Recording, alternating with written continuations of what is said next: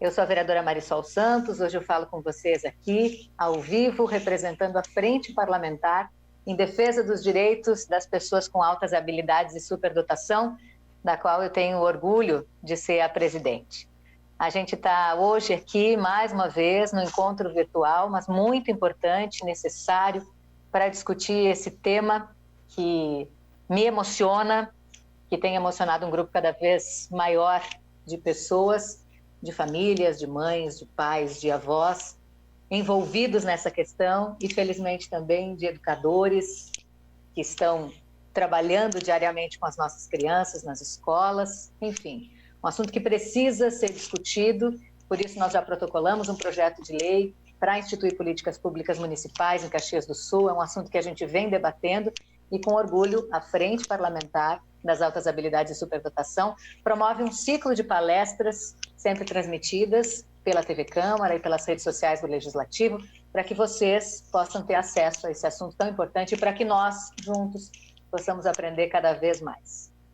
A Frente Parlamentar é formada também por outros colegas vereadores, a quem eu agradeço sempre a companhia, a participação, o interesse, né, aqui conosco, que são os vereadores Camiles, Tatiane Frisso, o Bressan, o Felipe Gremelmaier, o Lucas e o vereador Fiuza. Eles estão sempre conosco nas ações, nos encontros, nas reuniões e também estão conosco sempre nessas iniciativas como o ciclo de palestras que já começou.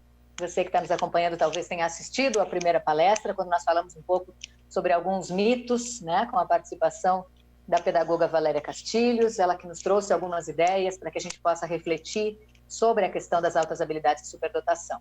Hoje já é a nossa segunda palestra. Aliás, se você perdeu a primeira, pode buscar aqui no YouTube da TV Câmara ou também no YouTube, no meu canal, Marisol Santos. Fica à vontade, se inscreve e acompanha sempre as nossas novidades também por lá.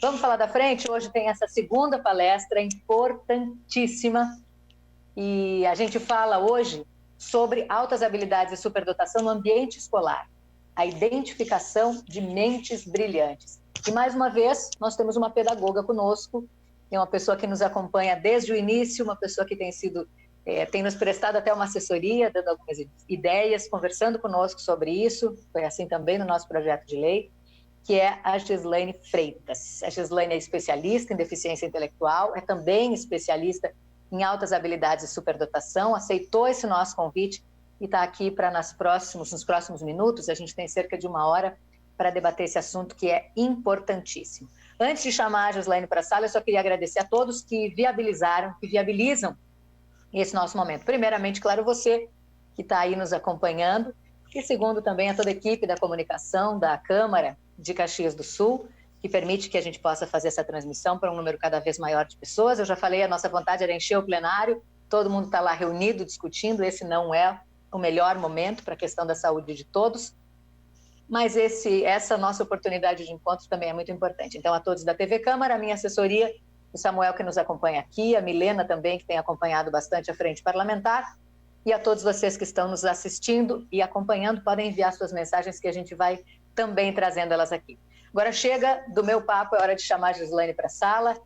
Gislaine, seja muito bem-vinda para esse nosso bate-papo. Muito obrigada mais uma vez pelo aceite do nosso convite. E vamos lá, boa noite. Boa noite a todas as pessoas, então, que estão conosco nessa discussão das altas habilidades de superdotação em Caxias do Sul. Eu só queria situar um pouquinho como que nós começamos, tanto eu quanto a Valéria Castilhos, que é minha super companheira de estudar esse tema de estudo, como que nós começamos a pensar sobre altas habilidades, né? De onde veio esse interesse? Então, nós trabalhamos as duas numa escola pública de Caxias do Sul, Escola Carlin Fabres, e nós temos uma equipe de professores muito engajada nesse tema. Nesse ano eu não estou mais lá, nessa escola eu me aposentei nessa matrícula, né? Mas sempre nós tivemos um grande desafio de ensinar a todos. Todas as escolas têm esse desafio de ensinar a todos, né? Mas culturalmente a gente sempre tem uma preocupação maior, e ela é justificada, com os estudantes que têm mais dificuldade de aprendizagem. Nessa escola, a gente também começou a se desafiar a pensar nos estudantes que tinham facilidade para aprender. Por quê? Porque esses estudantes, conforme o tempo vai passando, eles começam a ficar desmotivados, começam a achar que as aulas não são tão interessantes porque eles já dominam, de uma certa maneira, a maior parte daquilo que é trazido pelos professores. E então, nós começamos a pensar quais possibilidades nós teríamos, então, para dar conta desses estudantes. E num dos seminários de Direito à Diversidade que teve em Caxias do Sul alguns anos atrás, nós encontramos uma palestra, então, sobre altas habilidades e superdotação. E a partir daí começamos, então, a estudar esse tema. Porque o desafio realmente é que todos os alunos possam aprender algo novo a cada dia que eles vão na escola. Diante disso, eu gostaria de trazer para vocês quem são, então, esses estudantes dos quais nós estamos falando. Então, vou começar a apresentação aqui.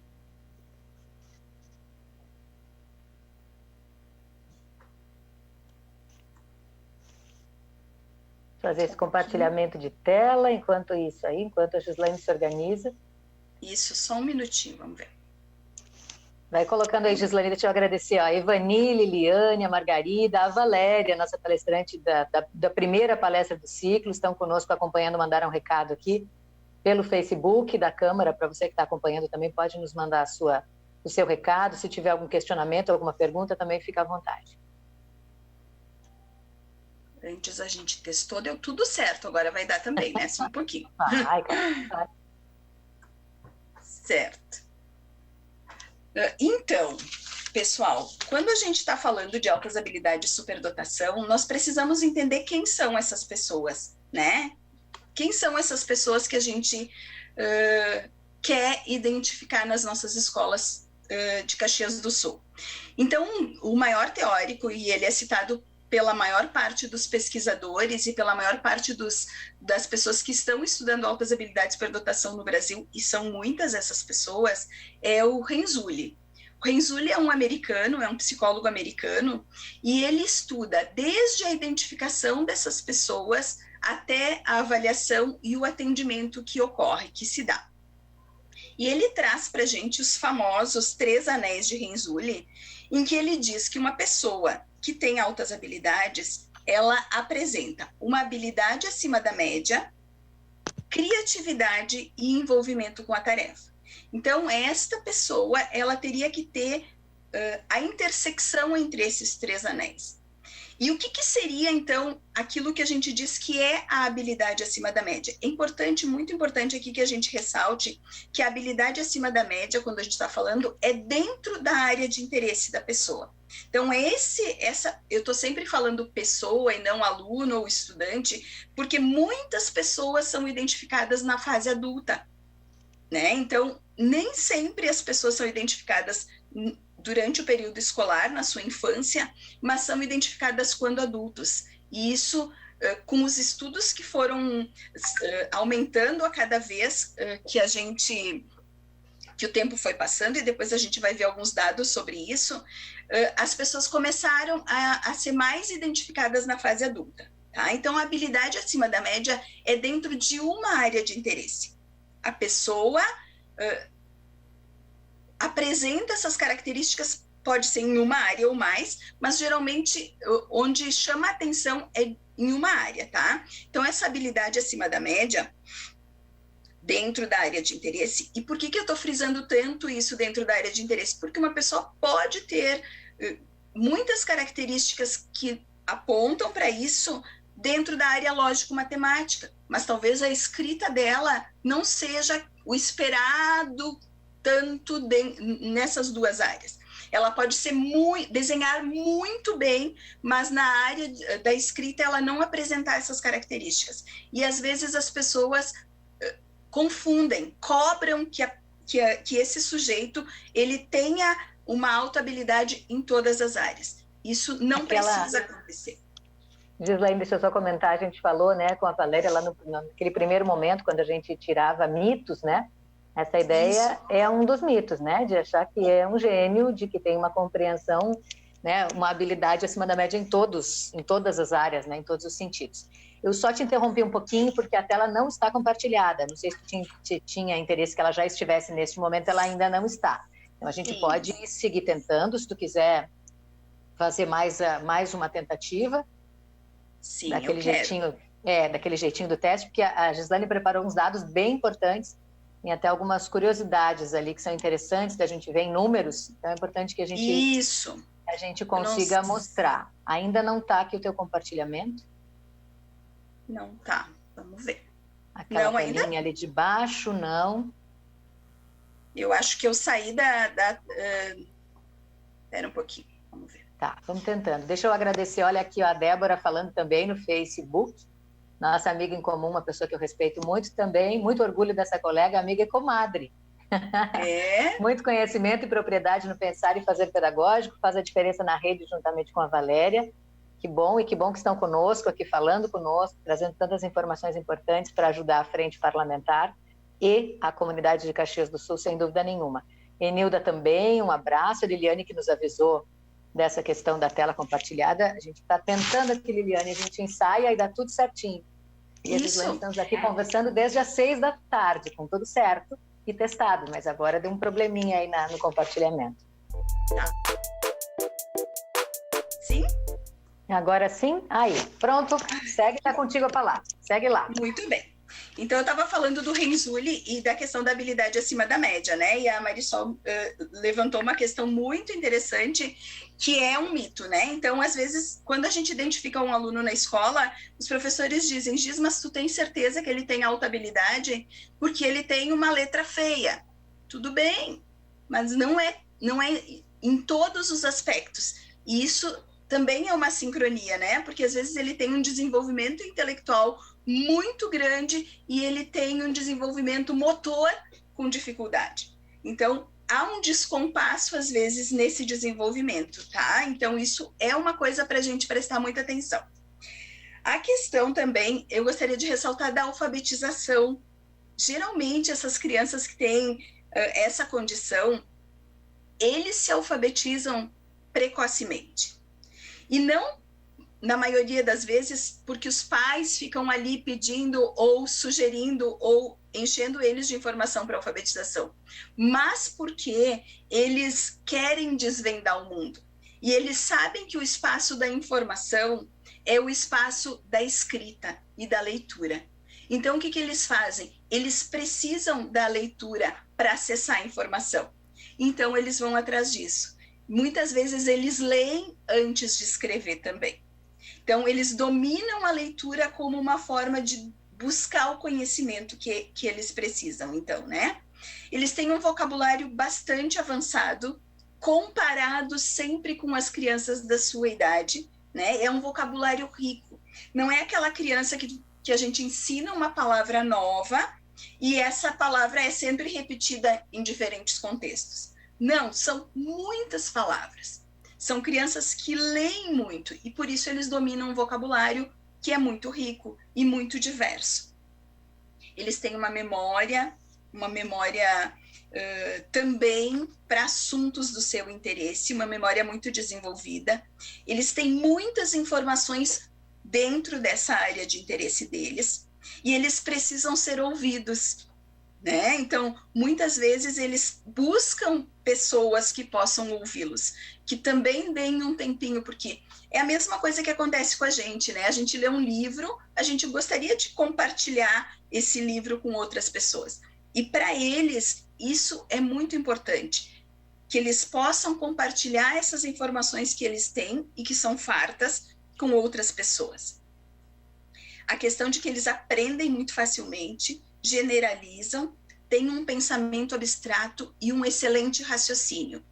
Quando a gente fala raciocínio, não necessariamente a gente está falando aqui de raciocínio lógico, porque o raciocínio ele pode se dar em todas as áreas do conhecimento, né? Inclusive um raciocínio na área da linguagem, né? De elaborar discursos que possam ser compreendidos pelas pessoas. Renzulli fala também da criatividade. E aqui sempre lembrando que nós não somos criativos todo o tempo, e nem as pessoas com altas habilidades. E a criatividade, algumas vezes, ela é confundida com a área artística, né? Então, a pessoa é muito criativa porque desenha muito bem, porque pinta muito bem, e não é isso que a gente está falando, né? A gente está falando de uma criatividade que aponta para a curiosidade. Então, as pessoas são criativas quando elas são curiosas, quando elas são críticas, quando elas imaginam, quando lá na nossa sala de aula elas fazem perguntas que são originais e que às vezes nem estão no nosso script, né? Quando elas questionam o professor, e é o típico aluno que a gente fala que pensa fora da caixa, né? Que busca diferentes soluções para um problema. Ou ele mesmo cria os problemas e busca alternativas para ele. Então, a criatividade, algumas vezes ela é difícil para os professores responderem se o aluno é criativo ou não. Porque a criatividade ela vai depender muito da forma como o professor propicia esses momentos na sala de aula, né? Então, algumas vezes a gente pergunta para o professor, vai lá fazer uma conversa, uma discussão com o professor e pergunta: em que momentos tu observa que ele é criativo ou que ele não é criativo? E aí, às vezes o professor se dá conta que ele não tem propiciado tantos momentos assim que possibilitem a ele analisar isso. Então, a criatividade, a gente sabe que ela é imprescindível nos momentos que a gente vive, né, no mundo atual. Tô falando muito rápido, Marisol, tá bom. Tá ótimo, segue, tá todo mundo gostando muito, estamos aprendendo muito, vai lá. Muito bem, então tá, vamos ver. A questão do comprometimento com a tarefa. Aqui a gente está falando de tarefa não como uma coisa objetiva, né? Faça isso ou faça aquilo. Mas tarefa é um projeto. Ele tem uma intenção de fazer algo. Então, ele se compromete com aquela intenção que ele tem. Ele estabelece e cumpre as metas que ele pretende fazer para chegar ao seu objetivo, né? E é uma motivação que ela é intrínseca, né? Ela está no sujeito. Não é que ele está fazendo ou que ele está elaborando aquele projeto porque a mãe vai dar um prêmio se ele conseguir. Não, é ele mesmo que quer. Algumas mães até relatam que tentam fazer com que eles parem um pouquinho, né, de se dedicar tanto àquilo que eles querem fazer. E dizem, né, meu filho, pelo amor de Deus, né? Não, ele quer muito. Ele organizou aquilo, ele dedica um tempo e uma energia muito grandes para dar conta daquilo que ele planejou ou do objetivo que ele quer chegar. E ele tem a sua própria organização. Nós, professores, nós temos etapas, às vezes, que a gente quer que os alunos cumpram para chegar a um objetivo. E para o aluno com altas habilidades de superdotação, ele planeja isso, às vezes, de uma maneira um pouco diferente daquilo que o professor espera. E é importante que o professor pergunte para ele como é feito esse planejamento, para poder entender e não só intervir a partir do seu próprio ponto de vista, né? Eu queria também que o Renzulli traz em alguns documentos a questão da liderança. Nós sabemos que nós vivemos num momento que precisamos muito de líderes, né? De pessoas que nos representem. Então, a liderança também é algo a ser observado nas pessoas com altas habilidades. Então, vamos começar a observar aqueles alunos lá na nossa escola que têm uma boa argumentação, que são convincentes, que são persuasivos, que conseguem organizar o seu grupo. E aí a gente não está falando para qual objetivo. A gente está falando de que características essas pessoas têm. Porque se ele consegue organizar um grupo de alunos, ele tem uma liderança. E a gente precisa trabalhar com eles para que essa liderança se volte para assuntos coletivos, né? Para o bem coletivo, como a gente diz. Então, vamos começar a olhar um pouquinho mais para as lideranças que a gente tem na escola e oferecer ferramentas para esses alunos. O Renzulli, a gente vai observar que tem uma malha quadriculada ali, atrás dos 3 anéis. Essa malha não é apenas um enfeite ali. Ela tenta abordar os fatores que interferem na alta habilidade. E que fatores são esses? O meio socioeconômico, a própria personalidade da criança, a forma como a família ou como a escola interferem nessa pessoa com altas habilidades de superdotação. Então, é muito importante que esse contexto todo também seja considerado quando a gente faz a avaliação e a identificação desses alunos, né? Uma outra coisa que eu gostaria de chamar a atenção é a questão da identificação das meninas. A Valéria também falou isso na live dela, né? A identificação das meninas e das mulheres com altas habilidades de superdotação. Há várias pesquisas, inclusive brasileiras, que dizem que há tanto meninas quanto meninos com altas habilidades de superdotação na mesma proporção. Mas quando a gente começa a olhar tanto nos núcleos, quanto nos centros de altas habilidades de superdotação, quanto nas salas de recursos, o maior número de pessoas identificadas são meninos. E aí os pesquisadores tentaram entender por que isso acontece. Porque culturalmente também, quando as meninas ou quando as mulheres fazem todas as tarefas da escola, quando elas têm o seu caderno organizado, quando elas respondem de uma forma correta ao que é pedido pelo professor, quando elas fazem um ótimo trabalho de pesquisa, isso é considerado normal. É esperado que as mulheres respondam dessa forma. Quando um aluno, menino, responde de uma maneira dessa esperada pelas meninas, ele é destacado. Então, quando a gente vai olhar lá para as nossas escolas, vamos olhar também para as meninas e não apenas para os meninos. Vamos nos preocupar em identificar meninos e meninas na mesma proporção. Então, isso é um alerta muito importante. Eu e a Valéria temos tido essa preocupação também de olhar para as mulheres, de olhar para as meninas.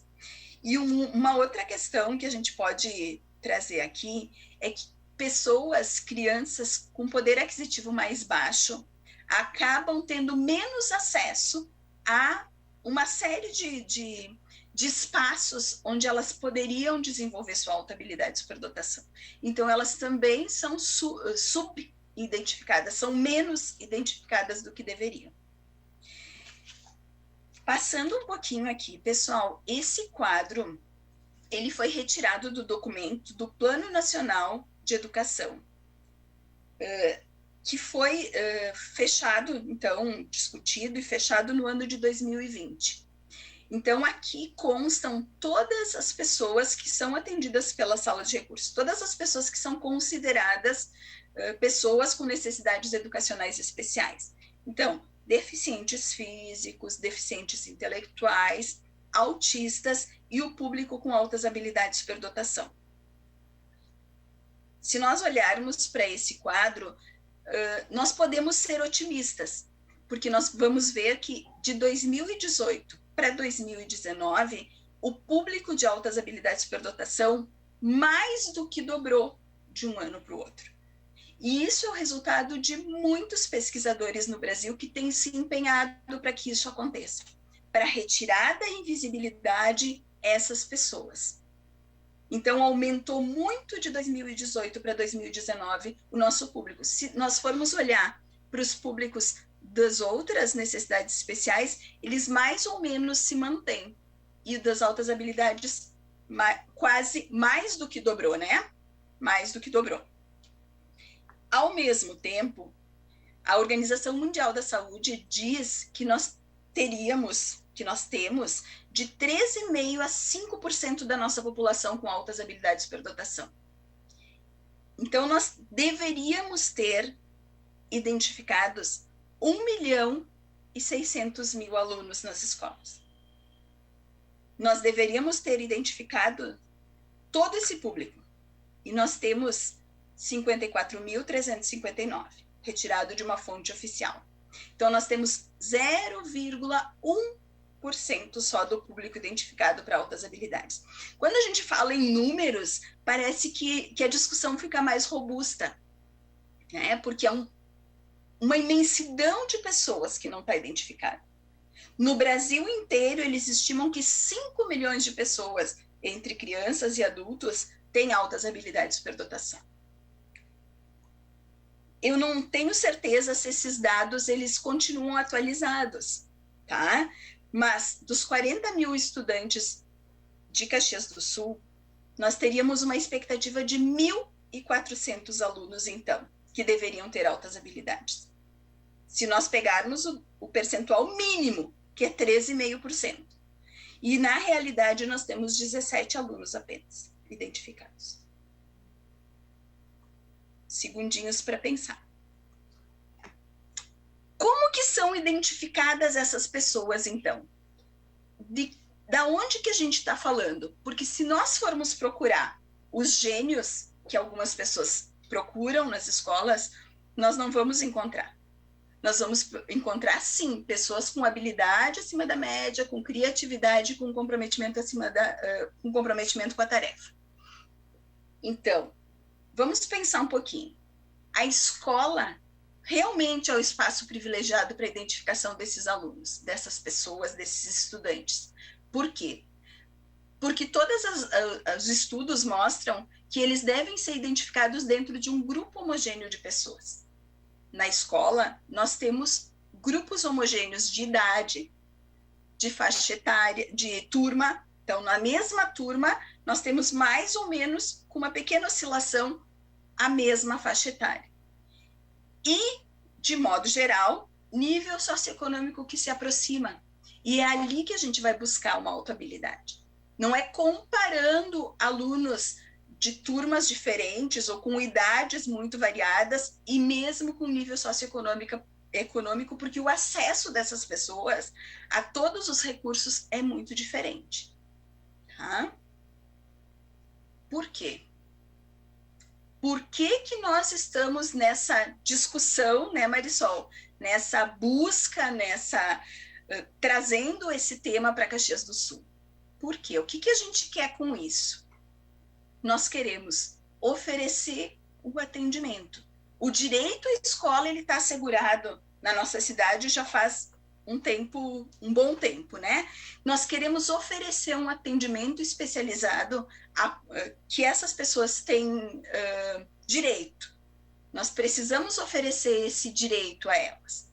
Nós precisamos tornar esse potencial que está instalado na pessoa um desempenho, para que ela não fique desmotivada, para que ela não pare de buscar ideias novas, soluções, alternativas diferentes para problemas atuais. Nós queremos estimular essas pessoas dentro da sua área de interesse. E para tudo isso, nós precisamos aquilo que a Marisol falou lá no começo da fala dela, a criação de políticas públicas.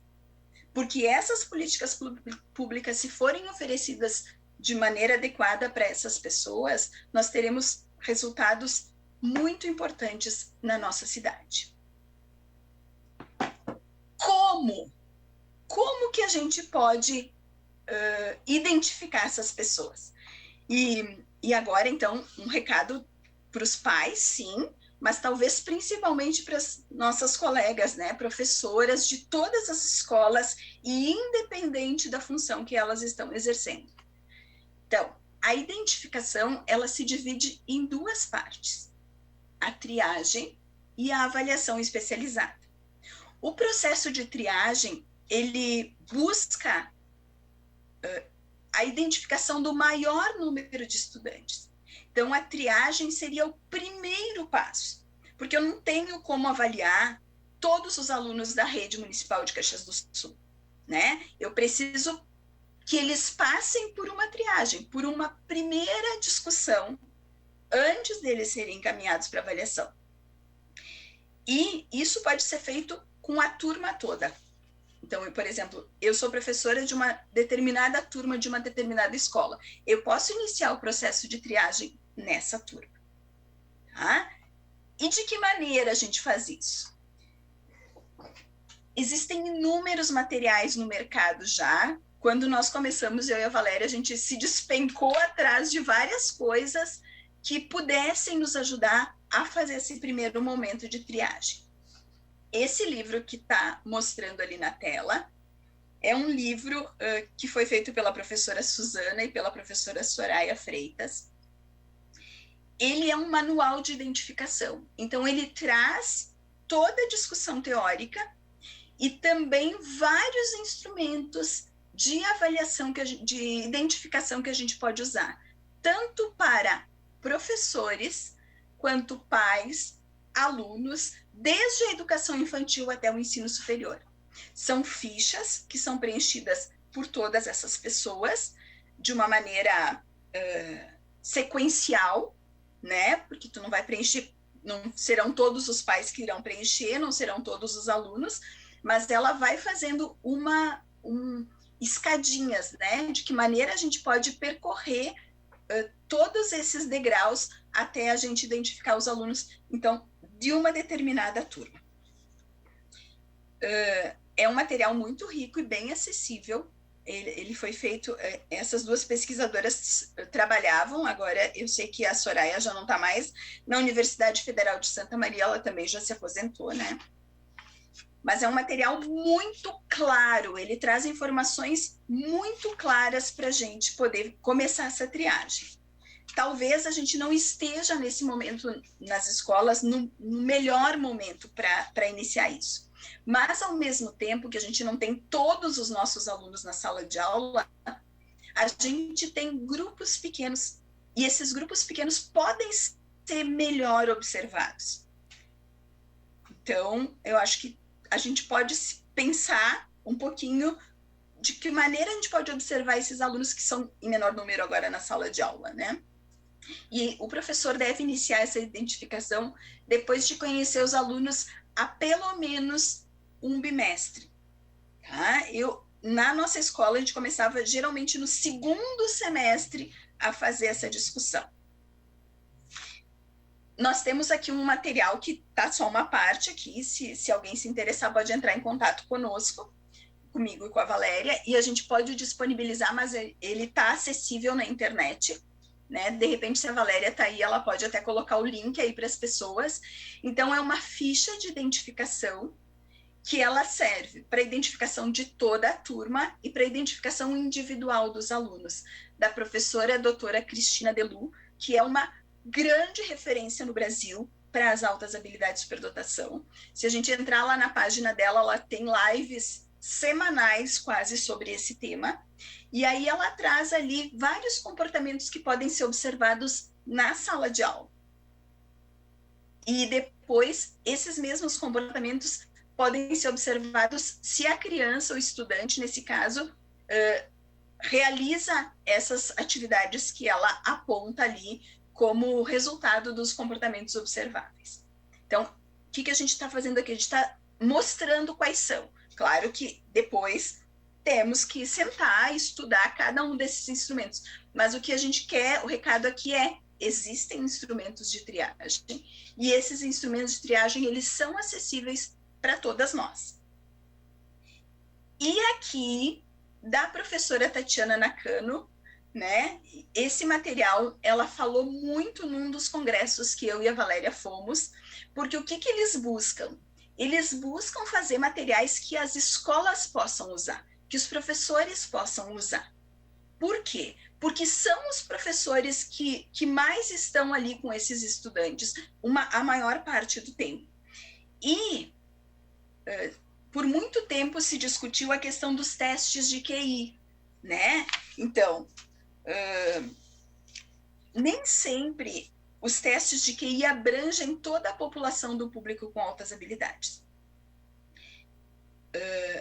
É recomendável que se faça, sim, se possível, os alunos, os estudantes, os filhos, enfim, devem fazer o teste de QI.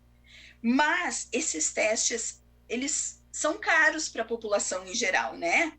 E eles foram utilizados por muito tempo e depois se chegou à conclusão que eles não abarcam todo o público das altas habilidades. Então, ele não pode ser um fator predominante, porque ele é restrito também e exclusivo dos psicólogos para fazer. E para o aluno ser atendido na sala de recursos, isso é uma informação importante, antes de eu falar do material da Tatiana, ele não precisa ter um CID, e aqui vou abrir um parênteses bem grande. O aluno com altas habilidades de superdotação, ele não tem CID, porque CID é Código Internacional de Doenças, e as altas habilidades não são uma doença. Então, logo, ele nunca terá um CID. Ele terá uma avaliação especializada, que pode ser feita por um psicólogo, por um psicopedagogo, por um neuropsicopedagogo. Ótimo se isso acontecer. Mas isso não é uma condição indispensável para ele ter o atendimento na sala de recursos. E o MEC fez uma nota técnica, a nota técnica número 4 de 2014, em que ele diz que o atendimento educacional especializado é uma prerrogativa da escola. Então, e não é um atendimento clínico, por isso não precisa de todas essas coisas que a gente está falando aqui. Então, só para resumir, não restar dúvida.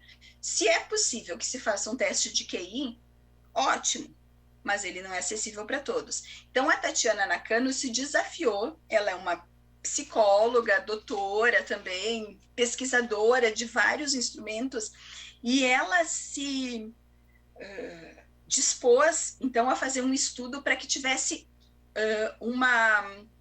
um instrumento que pudesse ser disponibilizado para as escolas e para os professores.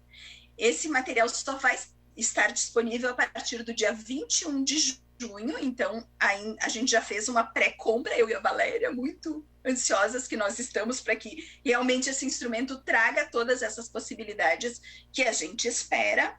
Então nós estamos muito esperançosos que abra espaço nas escolas para a gente poder fazer uma avaliação mais assertiva, vamos dizer assim, né? Então, esse material também, colegas profs, logo a gente vai poder discutir e conversar muito mais sobre eles. E para vocês verem como essa questão das altas habilidades, ela está amplamente divulgada, ela está muito discutida em diversos lugares.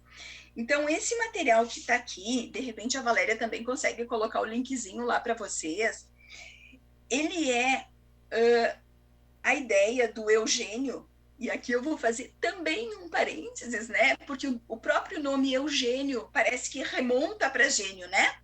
Não sei se foi a intenção, mas sempre lembrando que nós não estamos buscando gênios na escola.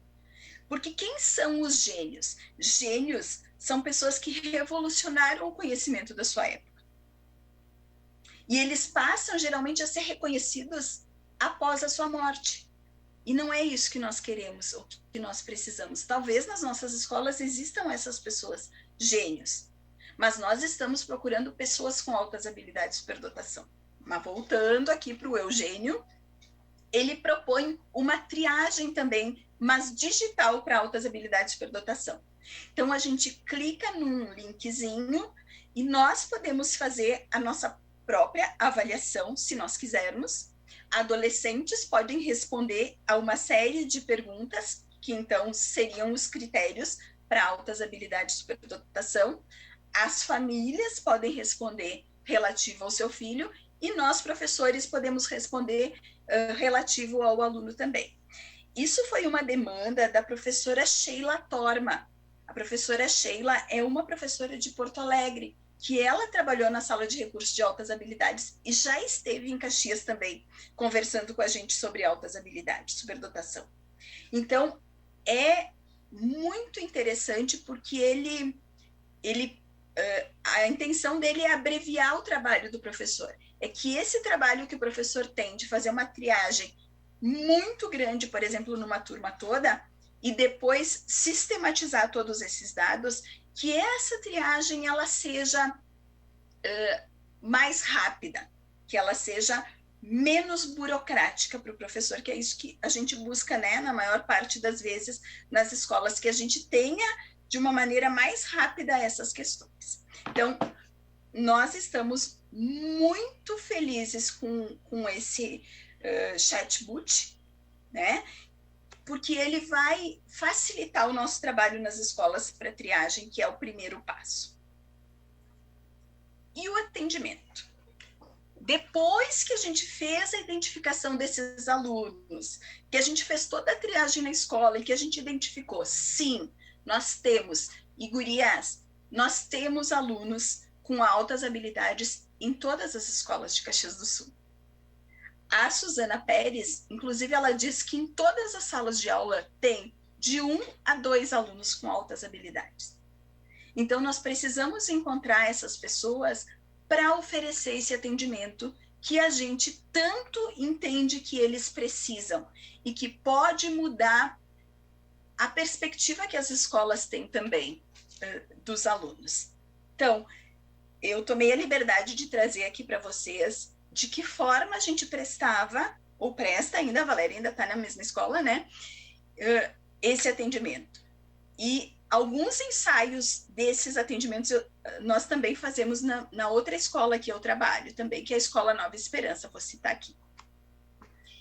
Então, uma das estratégias que eu considero mais assertivas para o atendimento de todos os alunos, para aquilo que eu falava no começo, de que todos os alunos possam aprender e aprender o máximo que é possível, são os reagrupamentos. O que são os reagrupamentos? Na escola Carlin Fabres, a gente sempre entendeu que o trabalho pedagógico é um trabalho coletivo, e a gente vivenciava isso muito. E provavelmente esses dois princípios, que todos os alunos aprendem e que o trabalho é coletivo, é algo que a gente herdou lá da organização por ciclos de formação que nós tivemos por um tempo em Caxias do Sul, né? Então, os reagrupamentos são formas de organizar a turma, tanto com grupos na mesma sala de aula, quanto a divisão da turma em grupos menores.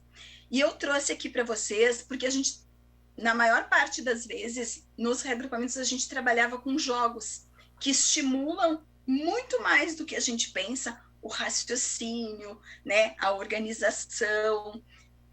Então, tem ali o dominó, né, porque cada faixa etária, então, tem desafios diferentes. O dominó que todos nós conhecemos, o kakuro, que é um jogo de soma, a torre de Hanoi, que é muito interessante a gente trabalhar, e o resta um, que a gente ensinava os nossos alunos, então, a deixarem sempre ensinava estratégias para que eles deixassem uma peça só. Então, os reagrupamentos sempre foram nosso xodó na escola. Nós também escrevíamos, e voltando um pouquinho aqui, porque eu falei da aprendizagem de todos, mas o que acontecia nos reagrupamentos? Muitas vezes os nossos alunos com altas habilidades, eles ensinavam os seus colegas os jogos. Eles serviam também como pessoas que iam lá ajudar na intervenção dos colegas. Ajudavam os alunos a pensar formas diferentes de resolver os problemas. Porque a gente sabe que os estudantes com altas habilidades, eles gostam muito de trabalhar sozinhos. E nós não vivemos sozinhos na sociedade. Nós precisamos aprender a conviver com todos. E esses momentos, então, de ensino também para eles eram muito importantes. E muitos jogos, eles se dão em etapas, em fases. Então, quando a gente propõe isso, a gente está trabalhando com os diferentes níveis que a gente tem na sala. Tanto o aluno que tem mais dificuldade, quanto aquele que pode explorar muito mais, porque o jogo possibilita isso também, né? Nós fazemos, então, a inscrição e o acompanhamento dos nossos alunos em projetos, né? O vereador, por um dia, tivemos alunos que escreveram projetos muito interessantes e que foram adotados por alguns vereadores, esses projetos também, o jornalista por um dia, o calendário ecológico, que são ações da própria Prefeitura de Caxias do Sul e que estão no ofício circular que a gente recebe da Secretaria de Educação, divulgados várias vezes. Então, a gente procurava sempre esses projetos e outros divulgar para os nossos alunos para que eles participassem. A gente procurou estabelecer um vínculo com a Universidade de Caxias do Sul para que uma das nossas alunas, que tinha alta habilidade na área de desenho, cursasse uma disciplina na área de arte E foi muito interessante também, acho que tanto para a aluna, quanto para a escola, quanto para a universidade, né? Poder olhar e estabelecer parcerias com as escolas. A questão da criação de jogos com material alternativo. Então, ali até tem videozinhos, mas eu nem vou clicar, porque vai que acontece alguma coisa de novo, né? Então, 2 videozinhos muito interessantes dos nossos alunos criando carrinhos e outras coisas com material alternativo, com sucata. A questão do Arduino, né? Que o Arduino é um microcontrolador com um hardware livre e possibilita que eles façam programação. E aí, quando a gente pensou em fazer isso, nós não entendemos de Arduino, nem eu, nem minha companheira Valéria, né? Mas os alunos, geralmente com altas habilidades por dotação, eles são extremamente pesquisadores. Então, sempre que eles se deparavam com alguma dificuldade, eles iam procurar resolver isso. E o nosso papel como professora era de problematizar, era de perguntar, era de instigar, era de perguntar. Vocês querem chegar aonde com isso? Qual é o projeto de vocês? Vamos escrever aqui, então, rapidinho, o que vocês querem, aonde que vocês querem chegar com esse projeto que vocês estão fazendo. Então, eu acho que muda um pouco a perspectiva, né? Porque, às vezes, parece que a gente só pode oferecer coisas que a gente domina. Não, a gente pode oferecer coisas que a gente pode aprender junto com eles. E, na maior parte das vezes, eles nos ultrapassam, vão além. Aqui um outro xodó que a gente tem, é a questão do cubo mágico, né? Quem nunca se sentiu desafiado a montar um cubo mágico? E aí a gente foi aprender a fazer isso. De um dos lados ali tem a minha coleção de cubos mágicos, né? Eu tenho uma coleção de cubos que os alunos adoram. Eu tenho todos esses. Começou com a Débora, ela que me deu os primeiros que eu tive diferentes, e aí os alunos amam montar, adoram. E nós começamos então a ensiná-los nas turmas, desde turminhas de 2º ano até o 9º ano, aprendendo a montar o cubo. Nós fizemos por um tempo na escola campeonatos de cubo mágico, uma série de ações que foram maravilhosa. Os pais aprendendo a montar cubo mágico com os filhos. Num determinado momento, nós fizemos uma gincana em que cada aluno tinha que ensinar 2 colegas a montar e depois apresentar isso. Como premiação, então, a gente dava outros cubos mais difíceis para eles. Então, nós ensinávamos a montar o 3x3. E aí eles aprenderam e 4x4, 5x5, a pirâmide, né? Então, eu acho que esse trabalho foi muito legal. Ainda hoje a gente encontra alunos que saíram da escola e dizem: prof, eu ainda sei montar o cubo, ou prof, eu não sei mais montar o cubo, eu preciso que tu me dê uma aula extra. Então, é muito interessante, assim, quando a gente começa a buscar também alternativas diferentes, né? Eu brinco que eu demorei da sexta de noite até o domingo de noite para aprender a montar o cubo, né? E depois eu ensinava para os alunos, e eu cheguei a ensinar uma menina que aprendeu em 50 minutos. Então, é surpreendente a capacidade que eles têm. E a questão que esse é um trabalho que a Valéria faz muito, que é de estímulo às lideranças, porque ela tem os alunos maiores do 6º ao 9º, então ela faz um trabalho com eles muito espetacular, pensando nas lideranças, né? De como eles podem contribuir para o trabalho da escola, de como eles podem ajudar a fazer eventos, ajudar a planejar coisas diferentes para a nossa escola. E era isso. Até ali que eu fui. Não sei como é que está nosso tempo. Está certinho no tempo aí. Faltam 9 minutos para a gente encerrar. Infelizmente, a gente tem que encerrar às 8 horas em ponto. Mas importantíssimas as colocações todas, né?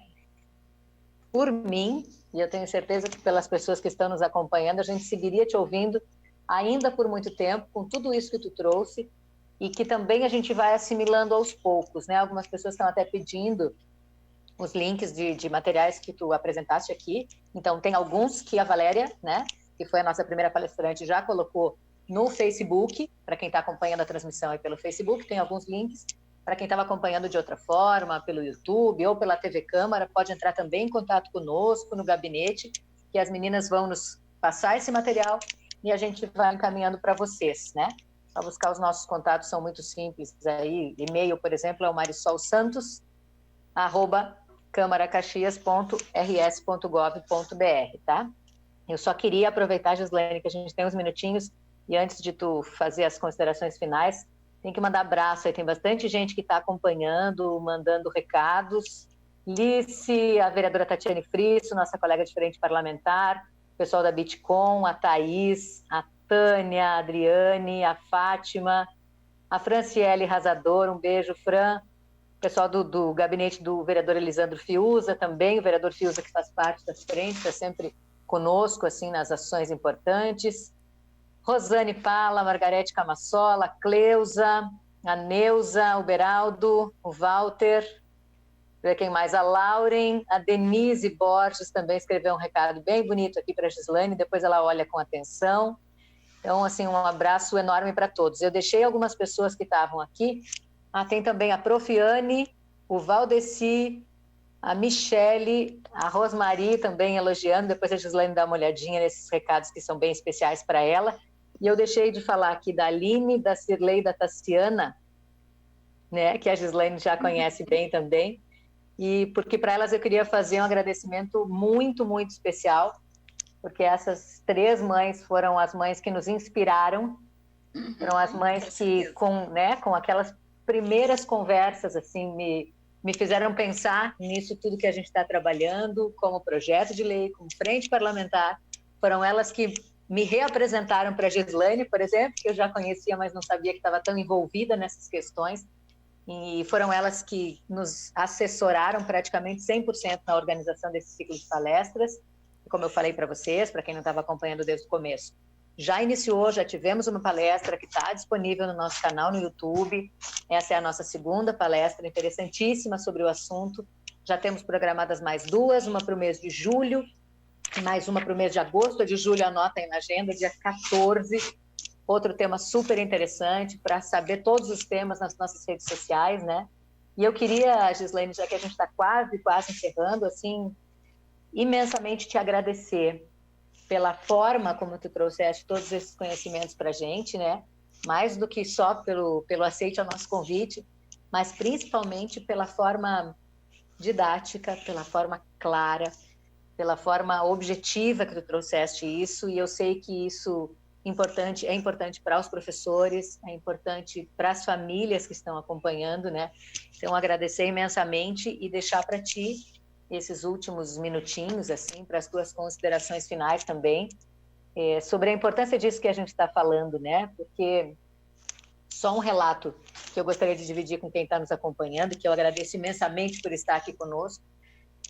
A sensação que eu tenho, Gislaine, eu tenho, assim, imagino que seja também o que vocês sentiram desde o início, né? Por vocês terem ido atrás de tantas informações, de uma especialização nesse sentido. Eu tenho a impressão, e eu converso com as mães da minha assessoria técnica da Frente Parlamentar, a Tassiana, a Aline e a Cirlei, que a impressão que a gente tem, que eu tenho muito pessoal, é de que cada vez que a gente trata desse assunto, é como se a gente estivesse acendendo uma luz. É como se em algum momento a gente estivesse numa escuridão. Não é por nossa culpa, o desconhecimento, o não sei como lidar com isso, ou com meu filho, ou com meu aluno. Então, é realmente, no sentido literal da palavra, uma ignorância sobre isso. Ignoramos ainda esse assunto. E toda vez que a gente fala, um pouquinho que a gente fala, parece que nós estamos iluminando, né? Trazendo essa forma de luz, que foi o que essas mães de crianças já identificadas com altas habilidades e superdotação fizeram comigo. Elas iluminaram, elas trouxeram essa luz, e aos poucos a gente vem ampliando. Hoje já para os nossos colegas vereadores da Frente Parlamentar, cada vez mais as outras pessoas, as outras mães, as outras avós. Eu sei que a dona Odila também está me acompanhando, por exemplo, que é a avó, que está muito preocupada e quer se engajar muito nesse grupo. Então eu sei que cada vez mais a gente vai ampliando esse grupo, que é importantíssimo, né? Isso mesmo, Marisol. Eu acho que quando nós encontramos essas mães, a gente teve mais força para seguir, né? Para buscar mais parcerias e também com a tua ajuda para tornar isso mais concreto, né? Porque a gente conseguiu fazer isso num espaço pequeno, numa escola pequena, mas sempre amparados por todo o coletivo de professores que sempre acreditou muito nessa proposta e sempre nos ajudou muito, porque o trabalho na escola, ele tem que ser coletivo, ele precisa ser coletivo para que a aprendizagem de todos os alunos aconteça. E é isso que a gente busca, uma educação para todos, uma educação que seja integral e que seja também para os que têm facilidade, né? Quantos talentos nós poderemos encontrar nas nossas escolas? Onde eles estão? Eles estão ali, às vezes abafados, né? Às vezes cansados, né? E é isso que a gente quer. A gente quer que esses talentos, que essas pessoas apareçam, que elas saiam da invisibilidade. E aí eu trouxe para a gente aqui um pensamento de um grande educador brasileiro, o Paulo Freire, né? Um pedagogo, uma pessoa que sempre lutou pela educação e pela educação de forma geral, né? Para a educação para todas as pessoas. E ele diz que sonhos são os projetos pelos quais a gente luta. E a educação é um projeto que é de todos nós, né? Todos os professores estão nas escolas lutando por esse projeto. Então, vamos nos juntar e vamos encontrar parcerias dentro da escola para que isso realmente aconteça. Então, eu quero muito agradecer a Marisol por estar alavancando, né, essa discussão toda. E eu acho que agora é daqui para frente a gente pensar em alternativas. As nossas colegas professoras, elas sabem que elas podem conversar com a gente e a gente ir em busca de material. A Secretaria de Educação, ano passado, ofereceu uma formação bem grande também com o tema das altas habilidades, e eu acho que isso é muito importante, né? A mantenedora precisa oferecer formação para os professores. Isso aconteceu em 2 módulos o ano passado, de altas habilidades. Então, acho que esse tema está borbulhando, né? Falta a gente colocar a mão na massa e ir adiante. E se depender de nós, não falta mais, porque a gente vai lutar muito por isso, todos nós que estamos aqui, você que está aí de casa, nos assistindo numa noite gelada, mas se aquecendo com muito conhecimento, com muito aprendizado. Não esquece, para quem não conseguiu pegar do início, ou quer comentar com alguém, quer dividir com um colega, quer compartilhar, a partir de amanhã, já nas nossas redes sociais, a gente já coloca o link direitinho do YouTube para você assistir de novo, com calma, ver todos esses itens, todas essas informações que a Gislane nos trouxe. O horário está correndo, mas a gente quer aqui finalizar agradecendo imensamente ao Grupo Mães que Lutam, a essas mães que estão nos ajudando no ciclo de palestras, a equipe de comunicação da Câmara de Caxias do Sul, que permite, né, que viabiliza essa nossa transmissão. Um agradecimento de todo o coração para a Gislane por tanto aprendizado nessa noite. Muito obrigada, Gislane. E você não esquece, nosso próximo encontro, 14 de julho. Acompanha pelas redes sociais para ver a programação completa. Um beijo, boa noite para todo mundo. Tchau, gente.